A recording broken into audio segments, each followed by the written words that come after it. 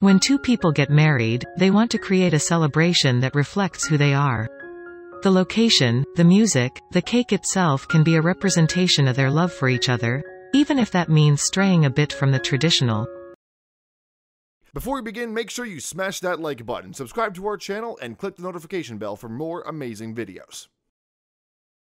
When a Canadian animal lover thought she found the one, she couldn't wait to get hitched.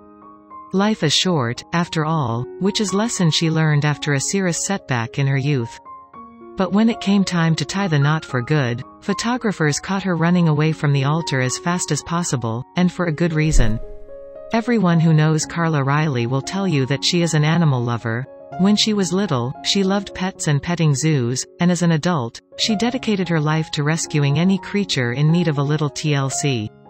As her fondness for animals grew, and she started to learn exactly where her meat, eggs, and cheese came from, Carla became a vegan and never looked back. To her, animals are friends, not food. Not long after becoming vegan in the hopes of decreasing animal cruelty, Carla threw herself into the world of responsible food and clothing. She then started working as a humane educator and a public speaker to help others see the light too. It was actually at an activism event that she met the love of her life, Harold Moore. He was a vegan just like her, protesting against the use of fur in fashion. It seemed like a match made in heaven, so the two quickly started dating. Together, they opened a farm and sanctuary called Happy Tales, in Ontario, Canada. Their goal was to provide a home for rescued farm animals and to let them live a long, joyful life. Once Happy Trails was up and running, life seemed perfect. Seeing the animals happy made Carla and Harold happy, and they finally felt like they were fulfilling their life's purpose. Then, something awful happened. Carla was on her way back home from buying some extra animal feed when she crashed her car and became severely injured.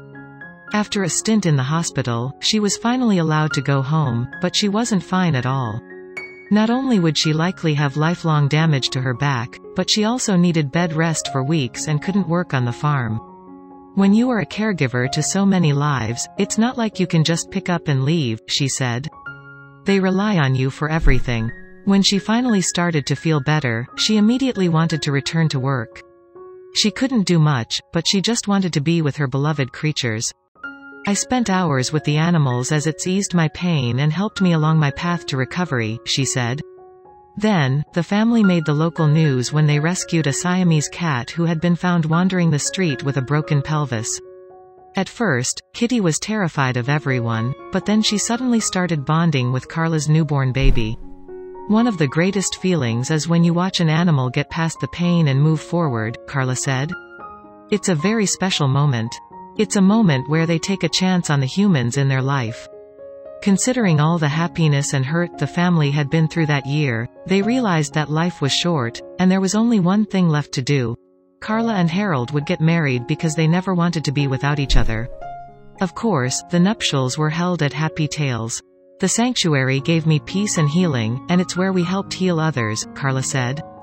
We wanted to be surrounded by everything we loved: nature, family, and of course the animals. When the wedding day finally arrived, everybody was nervous. Harold wanted to remember his vows, his son feared he would trip, and Carla herself worried whether everybody would have a good time. But all went well, without any hiccups, right until it was time to exchange the I do's.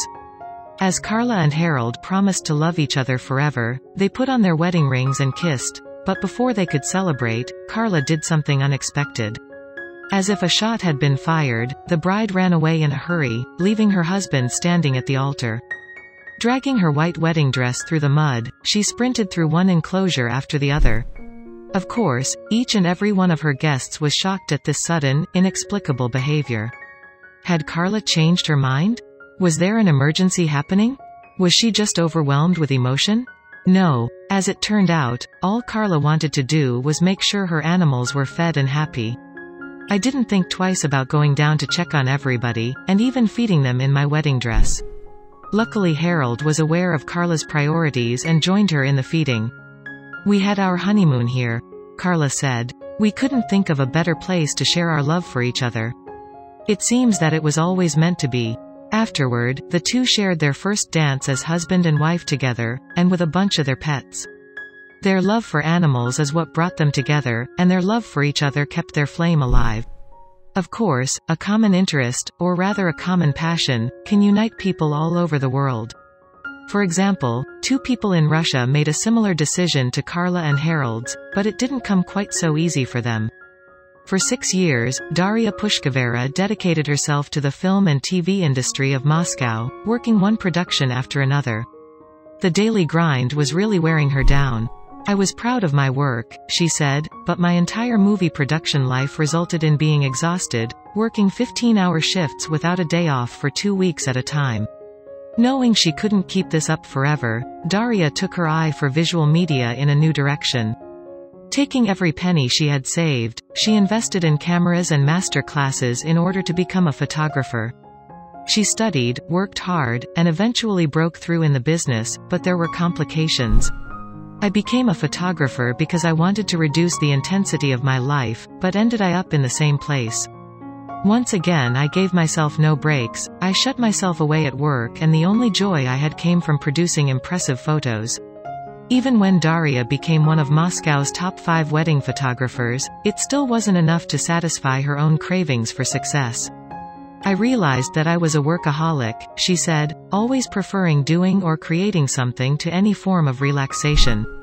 Reconsidering again what she should do regarding her all-encompassing career, Daria went back to her roots and thought of what she had wanted when she was a child: to run a dog shelter.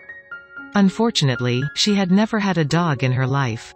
"Growing up without a father, my mom worked really hard, so I didn't have a dog at the time," she said. "It would have been too much. My mom understood that getting me a dog eventually would have become an additional weight on herself.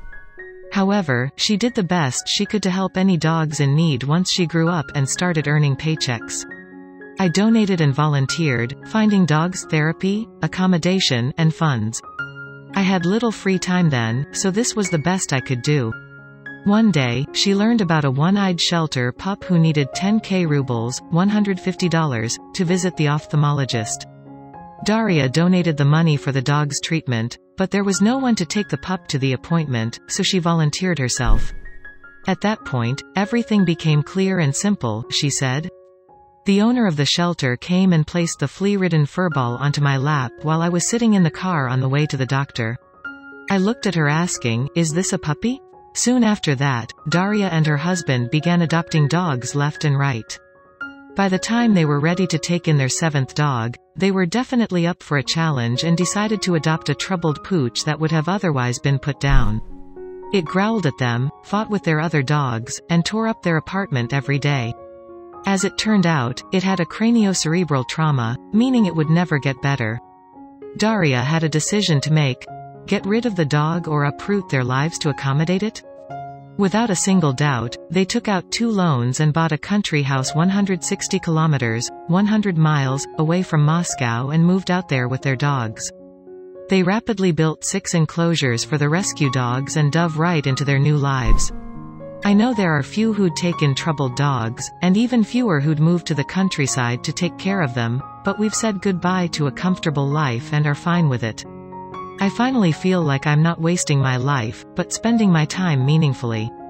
Living on the agricultural land in the middle of nowhere is certainly no piece of cake."